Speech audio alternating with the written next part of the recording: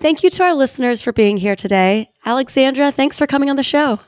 I am so happy to be here. Thrilled to chat. So what can you tell us about hypnotherapy? Like, how does this differ from hypnosis as entertainment? It's such a good question. And it's one of my biggest things that I like to share with about hypnosis, because I think there is a stigma around it. I think we've all seen the movies. I know it's in cartoons, someone getting hypnotized and walking around quacking like a duck, but they do both exist. But I will tell you, what happens on stage is very different than what happens in my office. Some people are very disappointed when I say that, and some people are very thrilled to hear that. So they do run a similar line, but a lot of hypnosis, at least what we're going to talk about today, is really about a deep state of relaxation with an acute focus. If you can fall asleep at night and wake up in the morning, you actually go through the hypnotic state. So it's a very familiar state. People just might not be able to right away identify, oh, that's the hypnotic state. So how do you get into the hypnotic state? And can you tell us a little bit more about what this state is? Sure. So hypnosis is the state between awake and sleep, like I'd mentioned. And I think to understand hypnosis is to really start with the theory of the mind, right? So we have two parts to our mind. There's the conscious mind and the subconscious mind. The subconscious mind is where all of our behaviors are born, our reactions, our coping mechanisms. The conscious mind is all our willpower, deductive reasoning, our logic. It's what we use like 90% of the day, but it only accounts for about 10%. And that's where the subconscious comes into play, right? It's all sort of below this really critical layer of like logical thinking. So from the moment that you're born until today, everything is learned through association, right? So if you have a fear of dogs, let's say you get bit by a dog as a child and you develop a fear of dogs, you've created an association on the subconscious level that dogs are scary. Okay. Right? And so when you see one, your subconscious is going to react with that fearful protective mechanism, even though the logical mind's going to kick in to go, wait, it's fine. It's a small dog. It's behind a fence. It's going to come up with reasons that you don't have to feel that way. And so what hypnosis does is we're helping take you from that awake, very aware state into a much more relaxed and focused state. So meaning, right, like when you're aware and you're fully awake, you have a very large scope of focus. You can take in different sights, sound, taste, smells. But when you go into the hypnotic state, that scope of focus becomes incredibly narrowed in, and you're so acutely focused on what's being talked about that's where your focus goes. You actually go into this state when you're watching movies. You go into it when you're reading a book. Some people, when they're driving, you go into that highway hypnosis, right? You're not really thinking about, am I pushing the gas or am I pushing the brake? You're just sort of doing these things and being aware of the cars to your left and your right and in front of you. So it's actually a very familiar state. You're not under anyone's control or anything like that either. So are you talking about the difference between like beta waves and alpha waves and theta waves? Absolutely. So as you go from the awake conscious state down into the subconscious states and then eventually asleep, you are moving through those different brain wavelengths. And so my private practice is called Theta Spring Hypnosis because, right, like that is that nice deep hypnotic theta wave that we're looking for. Now, all of those different depths are different like forms of the hypnotic state, and they're all different. You can use each state for a different thing, right? Like alpha waves, I might want someone in a lighter state where they have a little bit more sensation. As you go into the theta states, there's almost this disconnect from the mind and the body. So it's sort of like you're free floating, your body's deeply relaxed, and they all have different purposes, which is sort of interesting too. So when you are in that theta state, is there still any awareness? Or are you already dreaming? No. So you're still aware, right? There's actually one more state just below that where they have you, they can actually get you into a very, very deep hypnotic state to do surgery where you've really left the body, you've disassociated from pain, and then there's the sleep state. And that's where you get into the unconscious mind. But you are aware, right? So when you're just about to fall asleep, if you heard someone open your door, you're going to hear it and you're going to wake up and go, what was that? Same thing happens in the hypnotic state. If I said to you, take off all your clothes and go run around the office, on some subconscious level, right? You'd have to want to do that or have a desire to do that. You wouldn't just do it because I told you to. There has to be a want or a desire to do something like that, or even if it comes from a fear place. What can you tell us about the science behind what happens during a session? So you get somebody into this deep state of relaxation where they're halfway between awake and asleep. How does the hypnotherapy work in the brain? Yeah, it's a great question. So when I run a session with clients, the first step is to always understand what brings you in today, right? My job is to understand a client fully in context. And that means, one, what's going on, right? How can I help you? Maybe they say that they're coming in for sleep. Wonderful. We have a baseline. The other question is, why now? Right? There is something that has caused them to want to take care of this now, right? Whether it's, oh, well, I've been having a hard time sleeping, or I just lost my job and I've been having a lot of anxiety around that. And so you're kind of trying to understand what the urgency is, right? Some people, it's, my significant other or my spouse is really upset that I smoke and that's why I'm here. Those are a little trickier for me just because they have to have that internal desire to quit smoking. That doesn't mean it's impossible, but understanding context is really important. So, for example, someone comes and they're like, I really want to quit smoking. I feel like I'm ready. I have this really bad relationship with it.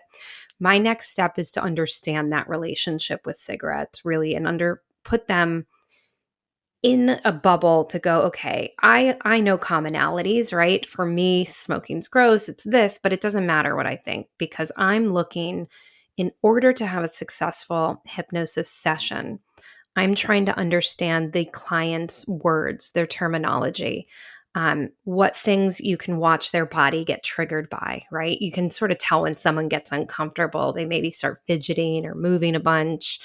I'm looking for tone of words. Are they speaking in metaphor or are they speaking much more directly?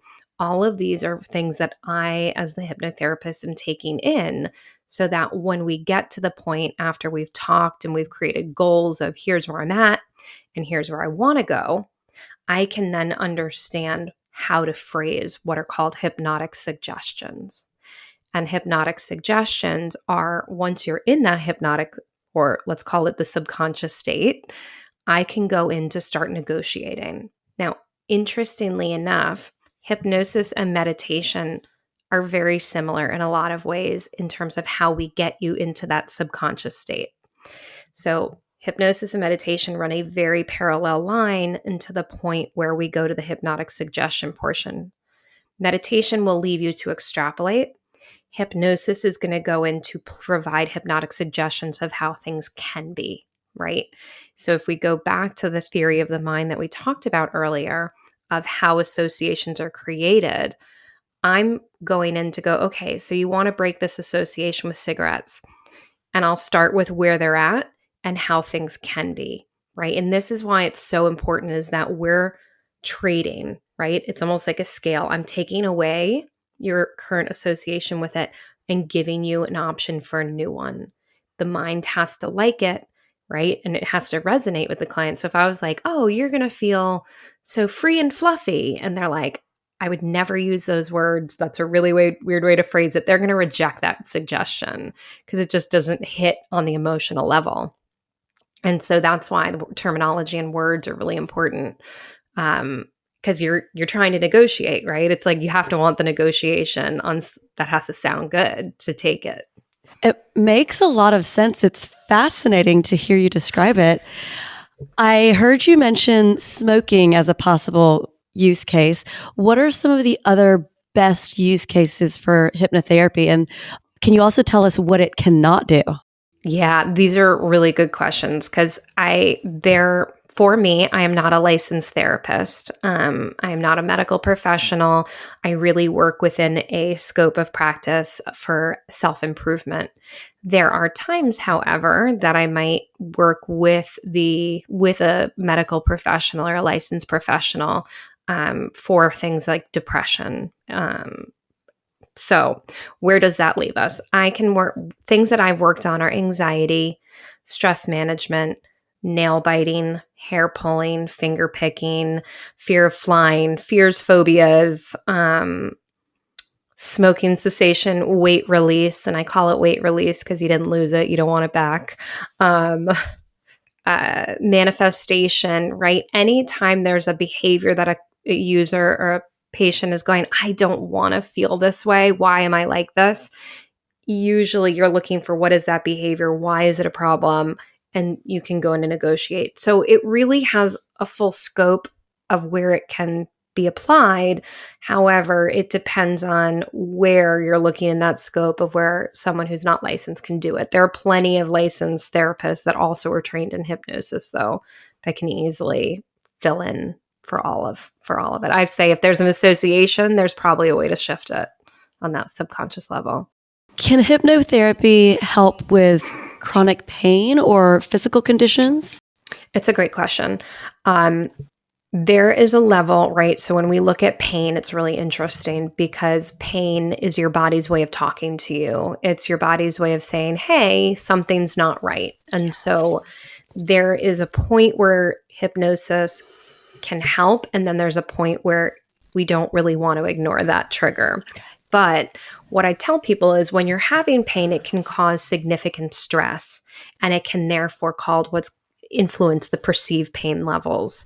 And when you have increased perceived pain, it feels worse. And that's where hypnosis can help, meditation can help. There's a whole slew of things that subconscious work that we can take down the perceived pain or the anxiety around the pain, the worry around the pain, so that it can be lessened. And when you lessen pain and stress, the healing processes can increase. There's been lots of studies that have been done post-surgery of people using hypnosis and meditation and realizing that the healing is significantly faster because the stress levels are lower and those processes are not inhibited by stress.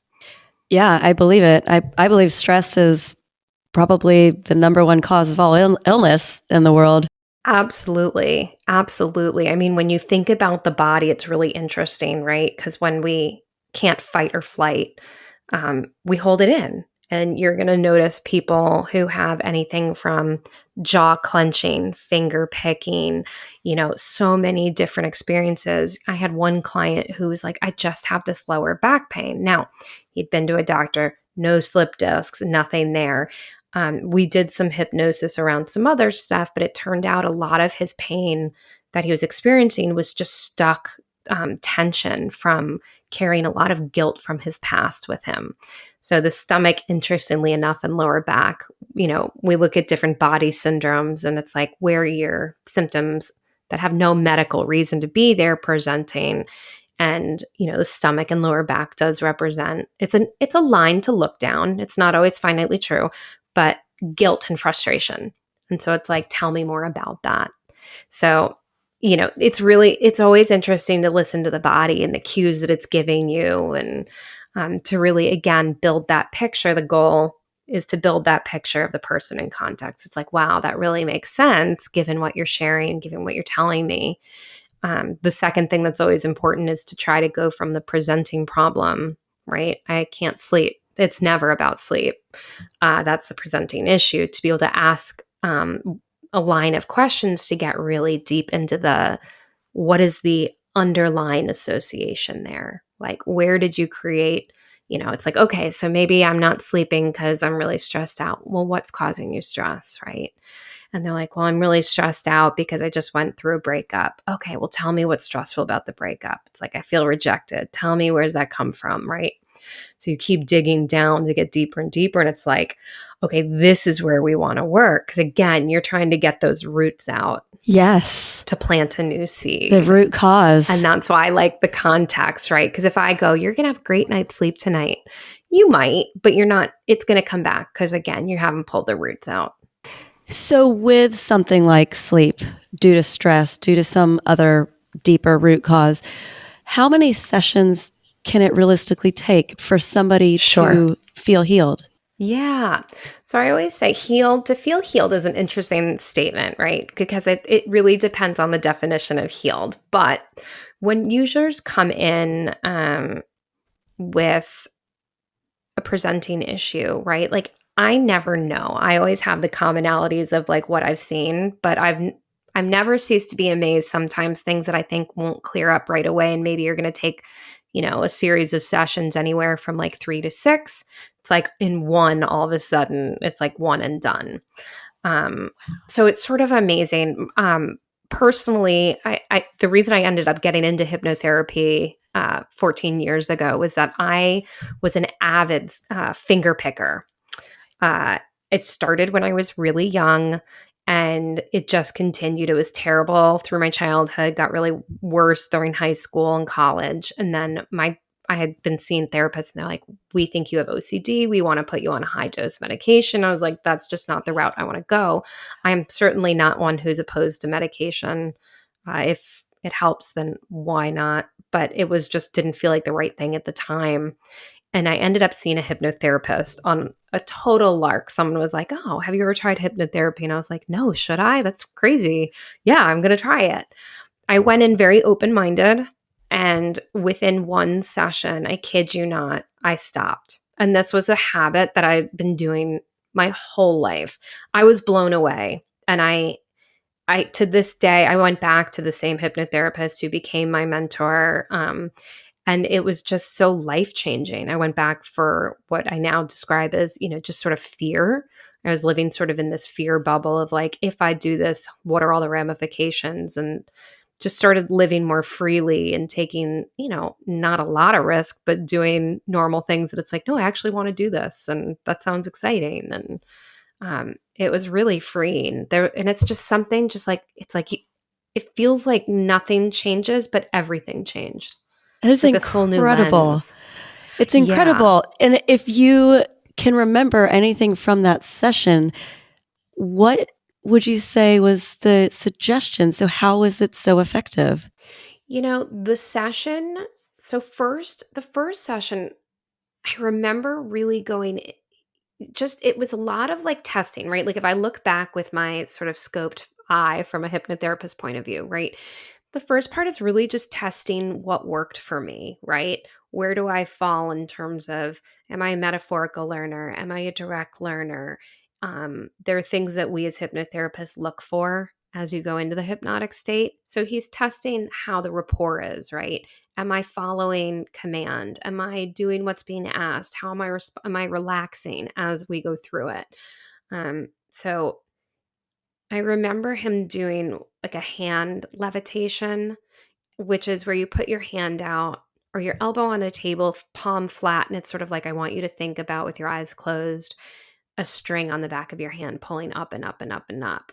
And again, you're like, this is weird until all of a sudden your hand is like moving up without you like thinking about it. And you're like, okay, wow, mind body connection, right? Your mind is thinking about the string and the hands responding. I remember also he regressed me back to a point where he's like, I want you to go back to the earliest memory of when this started. And interestingly enough, right, your mind, as we've all seen in, oh gosh, what's the Disney movie about emotions? Oh, yeah. Yep. Of course. Yep. Anyway, right. He regressed me back to a memory that was accessible. It was not a logical one I would have recalled, but I remember being a very little girl in my grandparents' living room. And I remember looking at the carpet, and it was the same carpet that I had in college. And I just never really, I knew where it came from, but I was like, had no significance to me. But I remember being on that carpet and being very upset because I didn't know where anybody was. And that's where the anxiety started from. It was like a core emotion that started of like that pinpointed the beginning of it. Now, what's amazing in hypnosis is that he was able to go, well, where is everybody, right? He challenged the fact that my mind had taken in as truth, was that like I was abandoned or whatever it might have been. And I was like, oh, they're just in the kitchen. Okay. And reframed it so that my mind didn't have to sort of see it as a terror, but just oh, okay, they're there. I'm fine. And it was almost like a domino effect of it, like just released all this stuff. But I also remember it was like anytime my hand comes up to my mouth or my fingers go to pick my cuticles or what have you, I hear no. And it was almost like this jarring effect, so that anytime I would go to do that, there would be this almost like little panic that would cause the like trigger. It's like, I don't do that anymore kind of thing. And it just stopped. It was sort of wild. I mean, you don't think it's possible when you've been doing it for so long. And I think that's part of what is so cool about this profession. Now, I certainly don't want to sell this as like it's 100% guaranteed. It's a magic bullet, like silver bullet, like, but I've seen so many amazing things that happen in my office where it's just so, you become not confident, right? That you can change. And then you realize, wow, like I just have to know what I want. And I have to like find the ways that it can work to do that. The mind and the body are incredible. Unbelievable. It's a And wonderful system, and yet can be so toxic. but hearing you tell your story was reminding me of EMDR. I don't know if you've ever tried EMDR. I haven't yet, but I've heard it's very similar. It sounds like it. And I've done EMDR once before, and the amount of progress I was able to make in a 15-minute session was mind-blowing to me. So yes, all of this, I think it's like what you're saying, if you're open. And if you've right. also been doing a little bit of the research to understand how the subconscious works and how you can really choose sometimes your future. And it's hard again, right? Like people are like, I can't change, but you're really working that logical willpower alone. You're working with 10% of the mind against these associations that have been built for so long. So it's hard to do that. And it's sometimes I even have a hard time doing guided visualizations to myself, right? It's sometimes easier when you find someone. But now this gets into a couple of the key things. If you want to work with a hypnotherapist or anyone, even an EMDR specialist, right? Therapist, you have to trust them, right? Like if you don't trust them, you're not going to allow yourself to go into these unknown states, because what the subconscious mind hates the most, right? Remember, everything's built on association. If you don't know them or you don't trust them, the unknown's frightening because it can't categorize it. And so, I can tell when a client and I just aren't having a rapport.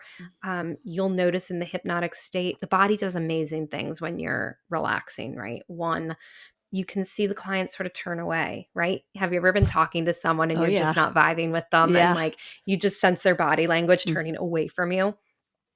The same thing can happen and you can gain it back, but you have to be aware that it's not working in that way, or there's some block and you can ask directly to go, what is the block? Tell me about it.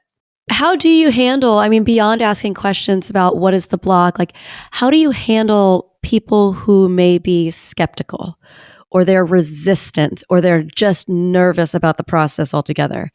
Of course, I would say 90% of the clients that I work with come in and have never done hypnosis. And so the first step is always going, let me tell you what to expect. I like to set up expectations very clearly from the beginning of how the session's going to flow, that before we do hypnosis, I'm going to tell them all about what happens, that if they want to record the hypnosis portion, they're welcome to. That, I typically don't have them talk. If they do, they're going to remember it, right? Like it's not stage hypnosis, but you should be skeptical, right? Like I think that's a great thing, right? Don't just jump into something without having a little bit of like, tell me about it. Because if for your association speaking right there, that I've seen stage shows, I've seen the movies, right? Tell me I'm wrong if you want me to go into that state with you. So there's a level of reassurance. Now, again, as you're working with a client, again, if they've never done it, it's perfectly normal for them to like have a little bit of a block at first. And again, that's just showing them, it's like, well, let's do some hypnosis, right? Like, let me, one of my favorite things is you can do, what I call the lemon test. And it's not a pass fail. It's just I'm testing a client, right? Where I have them close their eyes and I guide them through walking into their kitchen and finding where they would keep a lemon and a cutting board. And what you do is you have them cut the lemon in half and bring that lemon up to the mouth and take a bite of it. Now, interestingly enough, what's funny is, right, the mind is focused. They're focusing on something they've seen before. They remember we all know what a lemon tastes like. A certain type of person will start to have their mouth salivate. You'll get like a tightness in the jaw, or they'll begin to salivate. Some people won't, and that's totally fine. But again, most people do, and it's like, oh, and I'm like, there's no lemon here, right? So that's hypnosis, is that I'm giving you a cue, you're having a response, and we create that. It is also, yeah, so keep going. Yeah, so these are the things where it's like, I want to make people comfortable, right? And even as they're going into the hypnotic state, reassurance is great. Or there's things that I'll point out to them as we go through it where it's like, listen, you might notice like the first stage is going into the hypnotic states, the eyes wobble up and down. Most people don't notice it's happening when it's happening. But if you point it out to them, I'm like, you might notice this wobble of the eyes moving up and down, and they'll nod their head. And it's like, and that's just showing me that you're already in a light hypnotic state, right? And that's the way of that, just sort of going, look, you're doing great, right? And that's like, just keep doing what you're doing, and we'll just keep going deeper and deeper. And just because people don't want to feel like they're not in control of the process, I think that's by far the most frightening. Yeah, I can see that. And I can imagine that, especially given that most people's exposure to hypnosis is like what you're saying, TV shows on stage where people are doing maybe things that they don't want to be doing and it feels creepy. This doesn't sound like that at all. Yeah, no, it's not like that. Again, like, I'm a very reputable person. I read body language extraordinarily well. I'm pretty like intuitive. It's interesting because you can tell, especially if someone is in the hypnotic state. I can tell you when I was doing hypnosis personally, and I've seen this before with my clients too. But for me, my hypnotherapist had asked me a question, and I don't remember until he pointed it out that I was tapping my fingers on the desk, like tap, tap, tap, tap, tap, tap, tap, tap, tap. And he asked me, it's like, I want you to draw your attention to your hands. What's going on? And I was like, I don't want to talk about it. And he's like, okay. So I was not totally aware that I was tapping my fingers, but my body was talking. And that's what we call an adverse reaction, right? Is that a suggestion is given and the body responds, right? It's the same thing as flinching, right? Your body is responding before your mouth does. Yeah. And therefore, I might notice as a client's is in the hypnotic state, and I might provide a suggestion that doesn't resonate with them. You might see their face sort of squinch up a little. You might notice their foot begin to tap a bit or move. You might notice the breathing pattern change, because when you're in the hypnotic state, it's a very shallow, light breath. So interestingly enough, the breathing pattern when you're awake, right, is a normal breath. As you go into the hypnotic states, they get shallower and shallower. It almost feels like you're not breathing. And then when you go into the sleep state, it becomes like a rolling breath. So these are all like very cool cues that we look for. Like the skin becomes very smooth and flush. The jaw relaxes. The body gets heavy, heavy, heavy. So it's such a fascinating experience to not only watch, but also be part of. Because it's, for the user, it's very relaxing. And again, it's not that you're not aware of anything. You're just choosing to focus your direction on what is being talked about. It sounds like an incredible practice to also just help people with changing their lives in the direction that they want to. So this is, okay, so you do one-on-one sessions, but then you also have ModrnSanctuary, and then you also have the Burble app. That's right. Yes. So healing, my journey really started with my private practice. I've been doing that since 2010. It is a passion of mine. And I had realized that while my private practice is wonderful, I just knew I wanted to reach more people. And I knew that not everyone can afford hypnotherapy. It's not covered by insurance. So how would I do that? And I had started back in 2015 an app. I actually paused development on it until 3 years ago, and we really started developing it. But that's what has recently become Burble. We'll come back into that. But ModrnSanctuary is the spa that I started, where we had all different types of holistic practices all in one space, so that if hypnotherapy didn't work, we had acupuncture. If acupuncture didn't work, we had Reiki. We had so many different treatments as well. So ModrnSanctuary started before the Burble app or after? Before. So funny enough, it went private practice.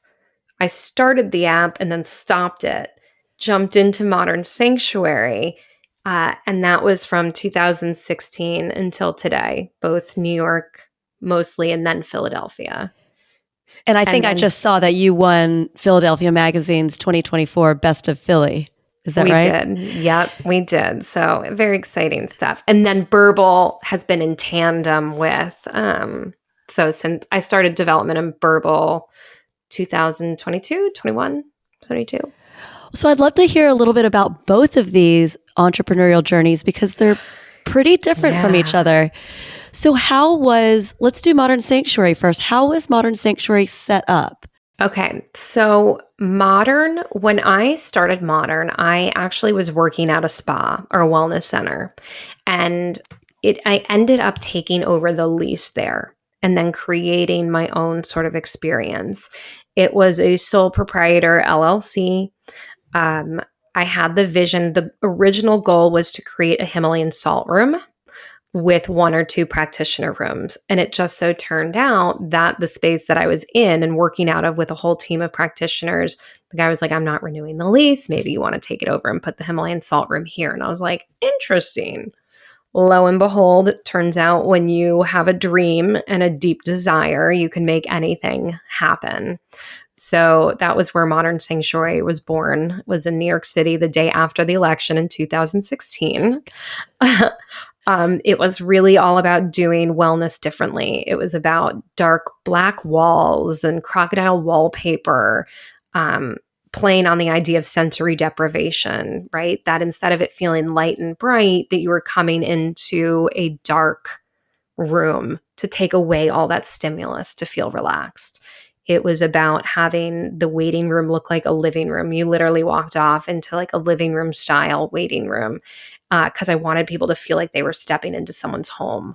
And those were sort of the goals, like creating this, you can do anything from med spa services all the way to crystal chakra balancing and neuroplasticity treatments and stuff like that. So it was pretty wild. So for the Philly location now, how many rooms is this? Like how big is the facility? Yeah. So the New York location was 16 treatment rooms and a huge Himalayan salt room. Oh my gosh. It was huge. It was 5,000 square feet of space, an outrageous rent, because of course you're in New York. We were not even ground floor. But yeah, rent was above $25,000 a month, not including expenses. Goodness so that gracious. Yeah, only in New York, right? Yeah. So what was interesting is after COVID, we just knew we weren't going to recoup. And so we decided in 2022 to close. But knowing what I knew from the New York location, it was really looking again at the numbers, right? Numbers don't lie, of what was working, what wasn't. Because we were also a rental facility. So, we were kind of like a WeWork of wellness where people rented with us. And so I knew that I didn't want to be a landlord again. I looked at the numbers of what services were doing really well. And then also what the benefit of the other ones were, right? I was never getting into salt again. That's a whole nother probably podcast and conversation. But there were certain things that I did want to keep, like our crystal bed, which is a marketing staple. It always looks great in ads and it's a great draw for people to come in and be known for. But then we really stuck with lymphatic drainage, massages, facials, infrared sauna, those sort of like really key treatments. And so can people come in as a member? Like, do they pay a monthly membership fee and they can come anytime? Or is this like a pay-per-service? We have memberships that really make it more agreeable if you want it. Like we have one called the Modrn membership where every month you can pick between getting a massage, a facial, or a lymphatic drainage. And then we also give you, infrared sauna and crystal bed sessions as well. So that's like, I think $159 per month for members. And then, but most people just elect to come as as needed basis to just come experience wellness. And, our goal is to just take care of you and de-stress you from life. 'Cause life's really stressful. How many practitioners do you have at the Philly location? Yeah, right now we have 5 massage therapists, 2 facialists, estheticians, and then 3 front desk gals, and myself, my business partner, Danielle, who does shadow work, and who else am I forgetting? We have another lymphatic drainage specialist, a Reiki practitioner. So it's a really lovely team. Like it's small, it's intimate. And I think what's really nice about the business is if there's an issue or we want to do something new, because it's not like a huge hierarchy of different chain of commands, it's like, oh, we should offer a new facial. Let's make it and just get it out there. And we can make it happen really quick. So I know what you mean about women that. in business. We make things happen. So then the idea to restart developing the Burble app came back into play. What has that journey been like, going from idea to the app actually being available in the store? Yeah. So this has been, I would say, Modrn. There was a very steep learning curve at the beginning because, whoa, did I get in over my head.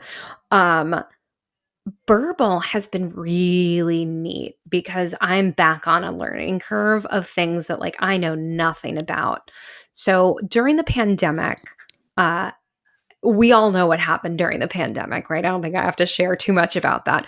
But I realized it was time to bring that back on to the platform to find someone to develop it with. And interestingly enough, I just moved to Philly. So I didn't really know anyone. I had just had a kid. I was locked in my house and I was like, I need to do something. I need to do something because I can't run the spa and I'm tired of like trying to figure out loans and all that craziness. But I ended up posting on Nextdoor app and about being like, does anyone interested in like developing an app with me? And randomly, it's funny because my business partner, Daniel, was like, I'm never on that thing. Are you sure that's where we met? I'm like, it's 100% where we met. We talked. He was like, this sounds interesting. Let's chat. And we just went back and forth going over what the idea was. And he's like, let's do it. Now, unbeknownst to me, I didn't realize what his background was in technology and development. And he was like, I love this idea. My business partner and my other business partner and I want to do this with you. So the 3 of us over the last 3 years have taken so much time to really outline the user experience, what the app is. And I will tell you, as we went through the user experience, it was so daunting. Like 3 years sounds like a long time to develop like what seems to be a very simple app, but it was so interesting to go through the mind of what happens in development of, oh yeah, there's no button to do that. We forgot that. Oh man, we got to go back in and do that, right? You don't think about when you send a text message through your phone, right? What happens to the text box as you type? Does it just keep typing and the text box doesn't get bigger? Or does the text box expand, right? There are these little things that you're like, I have no idea. Turns out the text box when you're texting on Apple, on an iPhone, it expands upward. But I'm like, whoa, we didn't even think of that. So it's all these things that when they develop, we need to know. So we've gone through that. We've gone through the patent process.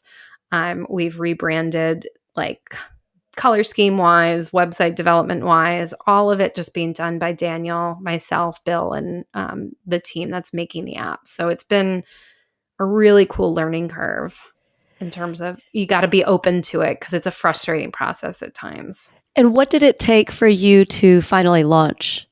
Yeah. So it took us getting to a place. I had to put my perfectionist, it's not good enough quality to the side, because I think what I realized was the app will always be in development, right? Just as we as humans are always in development. That the app, yes, maybe there's one or two things that can always be improved upon, but you had to get it to a place where the first step being the like minimum viable product, right? It's like, I think we had to keep stopping. Let's add this and let's add this. We had to go, let's just launch and see if people even want this to begin with. And that's sort of where we're at. We launched with a great product. It's super interesting. And for your listeners, Burble it's not a hypnosis app, or it's a guided visualization app that takes into account like several different modalities of the subconscious mind. But what's really unique about it is it's a choose your own adventure platform, meaning we give you the ability to create your own session, right? From whatever you want to work on, whether it's smoking or manifestation, finding love, you're going to find that treatment that's perfect for you. And then the most important part is how you get into the relaxed state. And so you're going to be able to choose your adventure of, I want to go to the beach, and then I want to watch clouds, and then I want to float in a river. And you can then pick the music you want in the background and how you want to end it, whether it's, falling asleep, waking up, or just relaxing for like 10 minutes. And the background, what's happening is we're toggling together all these components and creating your unique experience. No session is ever the same unless you save it, but it's always going to be different. And we wanted that to be the case because I love apps like Calm and Headspace, but I'm like, I can't find what I'm looking for. I don't even know what I'm looking for sometimes. And it's just so crazy.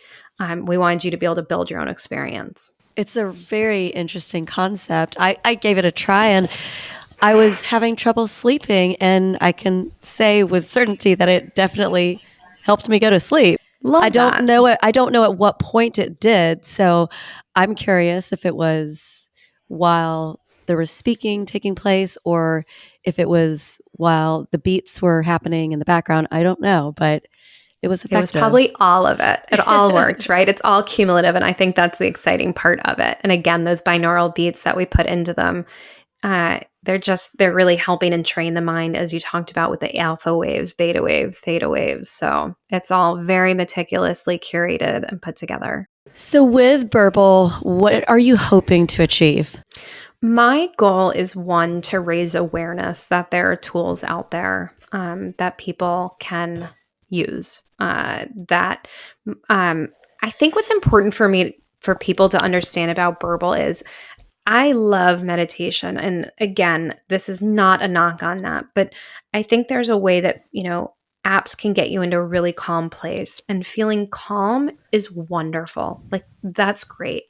We're looking to take it the next step further, where it's like, we're not just helping you get calm, we're helping you change. And that's where putting those suggestions in the recordings is really going to help, right? We're helping you work on and treat anxiety, right? Or dating, or you're feeling not good enough. We're helping shift that by providing those suggestions and other subconscious techniques and tools as well. So we're looking to just take you past the state of calm into that real manifestation of change in your life. And do you see hypnotherapy becoming more commonplace? So what do you see as the future of hypnotherapy? It has been my mission from when I started in 2010 to make hypnotherapy come to the forefront as a real powerful tool that is accessible to people. I can tell you from when I started in 2010, there were, of course, there's lots of hypnotists out there. Of course, there's lots of hypnotists out there. But right as I started getting going, there was lots of news articles that were coming out. You saw it in the papers more. Olivia Munn was noted as being someone who was using it for one of her roles. And that's when I started getting more and more press requests. And that's when I started seeing more and more celebrities, interestingly enough, in my practice, and top level CEOs and musicians. And so I think I think you're always going to see it sort of in the mainstream first, and then it's going to trickle into like everybody else sort of wanting to try it. So I think it's on its way up there. You're seeing hospitals, right? You have the Mayo Clinic, CHOP, the Children's Hospital Philadelphia, Mount Sinai. They have dedicated programs for hypnosis and hypnotherapy, which is really amazing. So again, if we look back, 15 years ago to acupuncture when everyone was like, oh, this is crazy. But now it's in hospitals. You see it everywhere. It's normalized. I'm hoping the same thing will happen as well. I think that it will. I mean, I am deeply down that path right now, just with my own self-healing. Sure. I've been reading Joe Dispenza. My sister is an integrative physician. She's been I love that. teaching me so much, and just understanding, again, what the possibilities are for yourself. Yes. And yes. how openness can really be a powerful tool. Yeah, I think it's also important. One of the things is to share with people, if you are going to be looking for a hypnotist or hypnotherapist, there's a couple things you should look for. One, ask about their training, because there's several different types of trainings people can have. Sometimes people are like, oh, I know hypnosis and I took a week-long class and I was certified by, certifications right now are kind of like, people are just like tossing out papers. So, know where those certifications come from. How long did they study hypnosis? There's one thing to know how to hypnotize someone, and then there's what you do with them while in the hypnotic state. So, I know the school I went to, the Hypnosis Motivational Institute, has one of the only accredited programs out there. So they have a resource where you can actually go look up where their grads are located to find someone in your area. They're a fabulous program. It's usually like a year-long program too. So it's not just, let me get you into the hypnotic state and tell you what to do, but it really goes through like, how do you handle when someone's like in trauma, or how do you handle all of these things that are happening, and really making sure you do it ethically and morally and all that stuff too. 100%. And also just knowing how one match may not be the right fit for one person, but it is for another person, and finding the right practitioner. So I just have a couple questions for you. Of course. The first is just, what advice would you give to anyone who is aspiring to be an entrepreneur? I think it is such an exciting time for entrepreneurship. My first advice is, one, trust your gut. If you have a vision, listen, someone created the pet rock, right? Like, if someone told me that was going to be a gangbuster thing, that's crazy. But trust your intuition. Everything can be made into a business, everything and anything. You just have to believe that. The second is, do your research, but also, more importantly, have a marketing plan. That has been the biggest hurdle, is marketing. I've seen a lot of people that I've mentored go in and go, well, I have a really great product. It's just going to go gangbusters. And you're like, no, it might, if you're really, really, really lucky, but having a solid marketing plan and budget for it, and maybe not even a budget, you might be able to do a lot of it on your own and, time and research, but marketing, it's all about, especially with the competitive edge that people have nowadays, is have a solid marketing plan with it. Because an idea is an idea, but it's how do you get it to the people you need it. That's right. And there's a lot of noise out there. So there's a lot of noise. You've got to stand out somehow. Yes, exactly. So for a final question, if you could go back and speak with yourself when you were in your early 20s, what life wisdom would you give yourself? I would go back. It's a really good question. I've been asked it before, but I don't know that the answers resonate with me now. But I would go back and probably tell myself, no, you're not a scholar, right? Don't stress over the grades. Don't stress over, the A's or the B's, or having to finish college on the right timeline and scale. It's okay if you're not the best in the class or the worst in the class. that each of our skills come from like really a different place. I wish I had known back then that my superpower is I'm a creative, right? Yeah. I'm a solution finder. If I had that sort of nurtured from a younger age, I think that life would have felt a little bit easier. And maybe I wouldn't have sweated so much in the competitive environments that I was in, for sure. And that would have really bred a lot more ability to learn without fear and phobia in my mind. It's great advice. And I think a lot of people in their early 20s are just doing what they think they're supposed to do. Of course. I mean, that's what we've been indoctrinated to do, right? It's get good grades, go to college, do this, get the job. And that works, right? Like I can tell you, my husband's a doctor. There's a path if you want that. But if you're not feeling like the conventional path is working for you, there's a million other pathways out there. And finding people to mentor you would be another one. Find mentors, even if it's not like an official mentorship. Just finding people that can like inspire you on the daily has been life-changing. I love that advice. I am so thankful for having you come on the show. Thank you for taking the time. And Me too. This has been really nice. I hope it comes through that I just love talking about what I do and sharing about it. So again, like if anyone is interested, they're more than welcome to reach out to me via email. I'm always good at replying to emails with questions. I do mentorships. I do private sessions via Zoom. And then again, there's always Burble too. Yeah, thank you, Anne. Bye.